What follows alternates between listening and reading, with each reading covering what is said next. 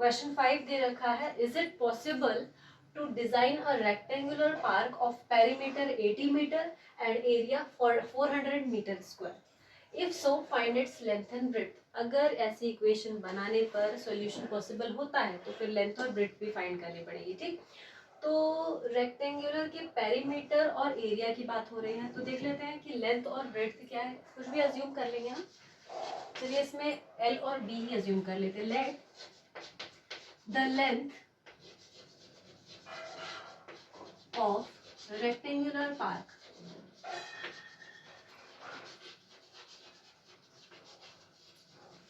Length क्या कर ली, L metres ले लिया हमने। ठीक है, L metres.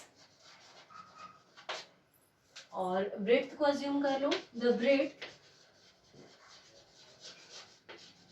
Of rectangular park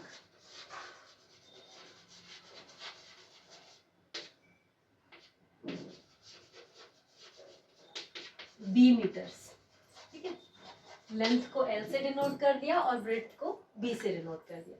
starting में दे रखा है कि पेरीमीटर, पेरीमीटर देखो, पेरीमीटर ऑफ रेक्टेंगल क्या होता है,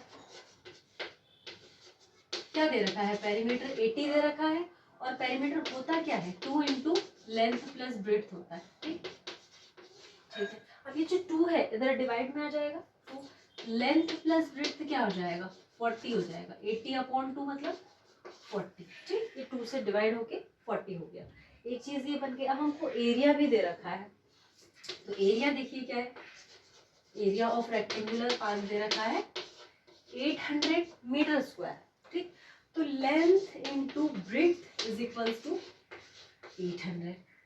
ओके, अब आपको यहाँ पर क्या करना है, जैसे कि ये देखिए लेंथ प्लस ब्रेड्थ है और एक इक्वेशन दे रखी है एल इंटू वी, तो यहाँ से आप एक वैल्यू निकाल लीजिए। सॉरी, यहाँ पे आपको 400 दे रखा है, 400। ठीक, यहाँ से आप कोई भी एक की वैल्यू निकाल लीजिए। जैसे आपने ब्रेड्थ की वैल्यू निकाल ली, ब्रेड्थ इज इक्वल्स टू क्या हो जाएगा, 400 अपॉन एल। ठीक है, put the value of B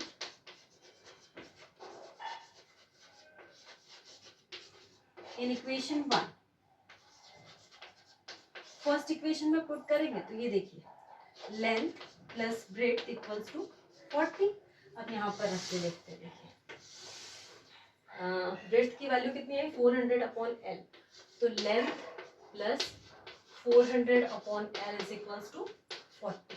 ठीक, अब एल का आपने क्या ले लिया, एलसीएम ले लिया, तो ये हो गया L square plus 400 equals to 40L। अब हम हमारी इक्वेशन के हिसाब से अरेंज कर लेंगे सबको, तो L square minus 40L plus 400 equal to 0।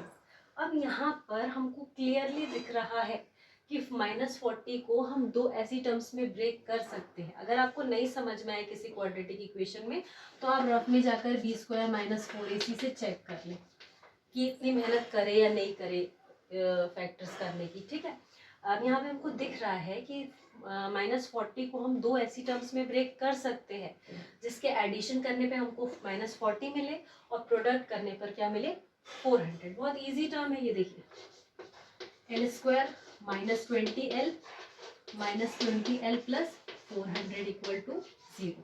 ठीक, 20 इंटू 20 400 होता है, जस्ट 10 10 100, तो 20 इंटू 20 400। ये सब कैलकुलेशन ईजी है, तो ऐसे नंबर्स देखकर आप डायरेक्टली सोच सकते हैं कि हाँ इसके फैक्टर्स होंगे या नहीं होंगे। अब यहाँ से L कॉमन ले लिया तो L माइनस 20 बचा, यहाँ से क्या कॉमन ले लिया, -20, अंदर बचा L माइनस 20। ठीक, अब ये दोनों टर्म्स के पास में क्या कॉमन है, L minus 20 into L minus 20 equal to 0। तो दोनों में हमने देखा कि लेंथ की वैल्यू क्या आ रही है, 20। ठीक, अगर लेंथ की वैल्यू 20 आ रही है तो ब्रेड्थ कितनी हो जाएगी,